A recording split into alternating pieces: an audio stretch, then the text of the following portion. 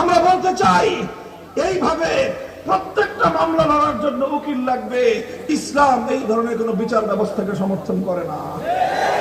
কেন উকিল লাগবে? কেন মধ্যস্থতাকারী ভাড়া করা লাগবে? বাদী আসবে, বিবাদী আসবে, উভয়ে যার যার বক্তব্য দিবে, বিচারক থাকবে, তদন্ত করতে হলে রাষ্ট্রীয় খরচে তদন্ত হবে। বাদীরও 1 পয়সা খরচ করবার অপশন থাকবে না, বিবাদীরও অন্য কাউকে হেল্পার হিসেবে ভাড়া নেওয়ার প্রয়োজন থাকবে না।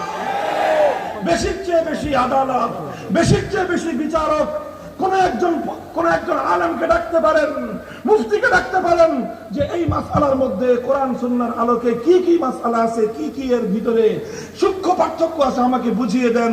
এটা কোশ্চেন কালো কোনদিন বাদী অথবা বিবাদীর দায়িত্ব হতে পারে না। ও মুসলমান, আল্লাহর কোরআন তো তোমাদেরকে এই বিচার ব্যবস্থা দিয়েছিল। হে মেহনতি মানুষ, আল্লাহর কোরআন তো তোমাদের জন্য বৈষম্যহীন সমাজ গড়বার ব্যবস্থা দিয়েছিল। হে রিকশাওয়ালা, কৃষক, শ্রমিক, মজদুর, ওঠো, দাঁড়াও, আল্লাহর কোরআনের বৈষম্যহীন সমাজ ব্যবস্থা করবার জন্য মাথায় কাপড়ের কাপড় পেরে